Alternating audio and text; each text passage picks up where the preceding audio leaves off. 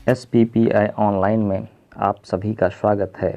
मैं शुभम कुमार बोर्ड परीक्षाओं में ऑब्जेक्टिव प्रश्नों के बढ़ते महत्ता को देखते हुए भूगोल के भारत संसाधन एवं विकास यानी कि पहले अध्याय का ऑब्जेक्टिव प्रश्नों का समाकलन लेकर के आपके बीच उपस्थित हो चुका हूँ। भारत संसाधन एवं विकास अध्याय के बारे में हम लोगों ने विस्तार पूर्वक पिछले वीडियो क्लासेज में पढ़ चुके हैं। अगर आप अभी तक उस वीडियो को नहीं देखे हैं तो डिस्क्रिप्शन में दिए गए लिंक पर क्लिक करके देख सकते हैं, या फिर इस वीडियो के अंत में आपके स्क्रीन पर बाएं साइड में वो वीडियो का छोटा सा लिंक आएगा, उस पर भी क्लिक करके आप वहां तक पहुंच सकते हैं। फिलहाल हम लोग शुरू करते हैं भारत संसाधन एवं विकास के वस्तुनिष्ठ प्रश्न। तो हमारा पहला प्रश्न है, कोयला किस प्रकार का संसाधन है? अनवीकरणीय, नवीकरणीय, जैव, अजैव। तो इसका सही आंसर होगा अनवीकरणीय, क्योंकि हम सभी जानते हैं कि अनवीकरणीय संसाधन वो संसाधन होता है जिसको हम किसी रासायनिक, यांत्रिक अथवा भौतिक प्रक्रिया के द्वारा नहीं बना सकते हैं, और कोयला को हम किसी भी रासायनिक, भौतिक और यांत्रिक प्रक्रिया के द्वारा नहीं प्राप्त कर सकते हैं। इसीलिए कोयला अनवीकरणीय संसाधन है। दूसरा है, सौर ऊर्जा निम्न में से कौन सा संसाधन है? पहला मानवकृत, दूसरा पुनः पूर्ति योग्य, तीसरा अजैव और चौथा अचक्रीय। तो इसका जो सही उत्तर होगा वो होगा बी, पुनः पूर्ति योग्य। पुनः पूर्ति योग्य यानी कि सौर ऊर्जा को हम फिर से प्राप्त कर सकते हैं। आज का तीसरा प्रश्न, तट रेखा से कितने किलोमीटर क्षेत्र सीमा अपवर्जक आर्थिक क्षेत्र कहलाते हैं? ऑप्शन ए 100 नॉटिकल मील, ऑप्शन बी 200 नॉटिकल मील, ऑप्शन सी 150 नॉटिकल मील और ऑप्शन डी 250 नॉटिकल मील।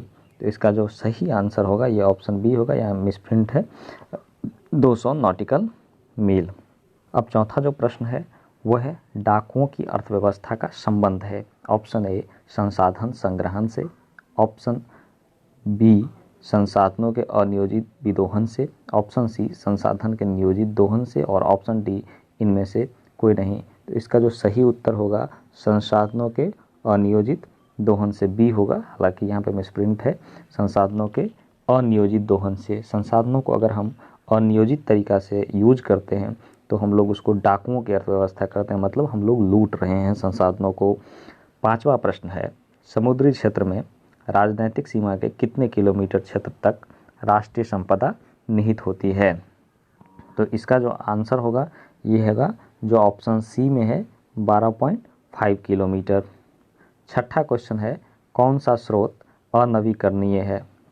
ऑप्शन पहला क है जल, ख सौर, ग कोयला और घ पवन।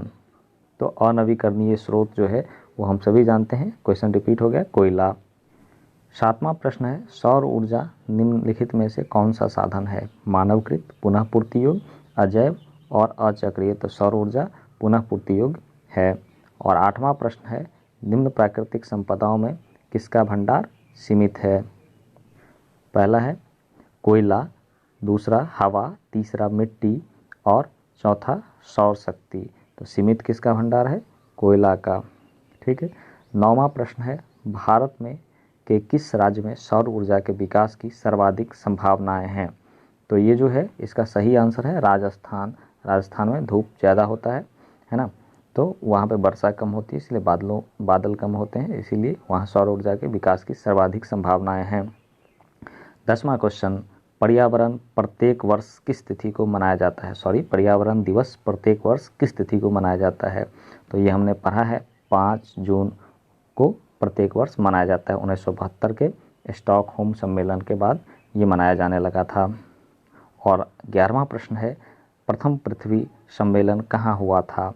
तो ये भी हम लोगों को पता है, रियो डी जेनेरो में। ये भी हम लोग पढ़ चुके हैं पिछले लेक्चर में, है ना। अब है 12वां प्रश्न, प्रथम पृथ्वी सम्मेलन कब हुआ था? तो प्रथम पृथ्वी सम्मेलन जो हुआ था वो हुआ था 1992 में। ये भी हम लोग पिछला क्लास में पढ़ चुके हैं। तो पिछला क्लास देखना बहुत ही ज़रूरी है, उसको आप एक बार जाके देखें, सारे कॉन्सेप्ट आपका क्लियर हो जाएंगे। अब है 13वां प्रश्न, कार्यक्रम 21 पर समझौता किस पृथ्वी सम्मेलन में हुआ था? इसको एजेंडा 21 भी कहते हैं हम। तो ये किस में हुआ था? प्रथम, द्वितीय, तृतीय, इनमें से कोई नहीं। तो ये जो एजेंडा 21 हुआ था ना, ये प्रथम पृथ्वी सम्मेलन में हुआ था। क्या हुआ था इसके बारे में आप पिछले क्लास में जा कर के देखिए। दूसरा है 14वां क्वेश्चन है, द्वितीय पृथ्वी सम्मेलन का आयोजन कहाँ हुआ था? तो द्वितीय पृथ्वी सम्मेलन का आयोजन जो हुआ था वो हुआ था हमारा New York, Rio de Janeiro, Johannesburg, Kyoto. कहाँ हुआ था? तो ये होगा न्यूयॉर्क, सही आंसर है। द्वितीय पृथ्वी सम्मेलन 15वां क्वेश्चन है, द्वितीय पृथ्वी सम्मेलन का आयोजन कब हुआ था? तो ठीक इसके 5 साल के बाद, प्रथम पृथ्वी सम्मेलन के 5 साल के बाद हुआ था। तो ये हो गया 92 के बाद, सीधे आ जाएंगे 97 में। 1997 इसका सही आंसर है। अब है 16वां क्वेश्चन, किस सम्मेलन को +5 सम्मेलन के नाम से भी जाना जाता है? पहला प्रथम पृथ्वी सम्मेलन, दूसरा द्वितीय पृथ्वी सम्मेलन, तीसरा तृतीय पृथ्वी सम्मेलन और चौथा जो है क्योटो सम्मेलन।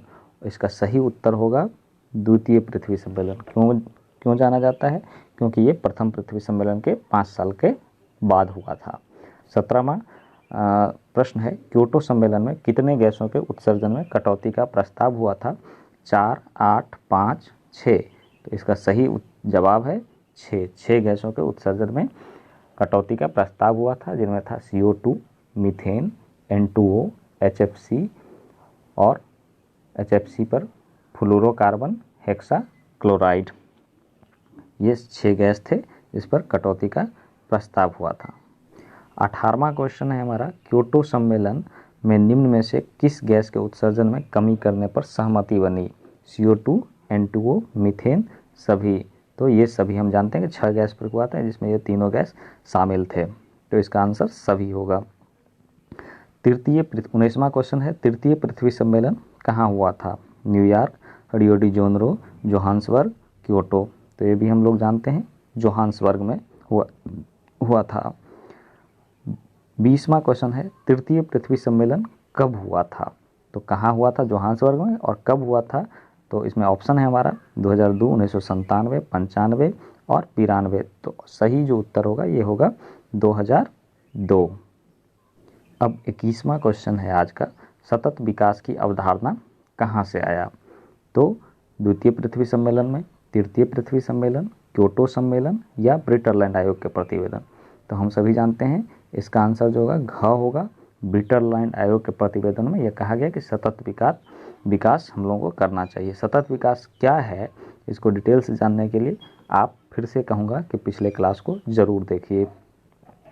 22वां क्वेश्चन है, नर्मदा बचाओ अभियान किसके नेतृत्व में चलाया गया था? तो नर्मदा बचाओ अभियान किसके नेतृत्व में चलाया गया था? महात्मा गांधी, सुंदरलाल बहुगुणा, मेधा पाटेकर, मेनका गांधी। तो इसका सही आंसर सी होगा, मेधा पाटेकर। 23वां है, चिपको आंदोलन का नेतृत्व किसने किया था? ए महात्मा गांधी, बी सुंदरलाल बहुगुणा, सी मेधा पाटेकर और डी मेनका गांधी। तो चिपको आंदोलन का नेतृत्व किया था सुंदरलाल बहुगुणा। 24वां प्रश्न है, हमारे पास पेट भरने के लिए बहुत कुछ है लेकिन पेटी भरने के लिए नहीं। पर्यावरण संरक्षण के संदर्भ में यह कथन किसका है? ये कथन महात्मा गांधी का है। सही जवाब है इसका महात्मा गांधी। और आज का अंतिम और 25वां क्वेश्चन है, संसाधन होते नहीं बनते हैं किसका कथन है? महात्मा गांधी, सुंदरलाल बहुगुणा, मेधा पाटेकर, जिमरमैन। तो इसका सही जवाब है जिमरमैन। तो इस तरह से हमने देखा आज 25 क्वेश्चनों को भारत संसाधन एवं विकास में। इसी तरह से हम आगे भी क्वेश्चन सभी में ऑब्जेक्टिव्स लेकर आएंगे। सब्जेक्टिव्स तो हम पढ़ा ही रहे हैं पूरे डिटेल से।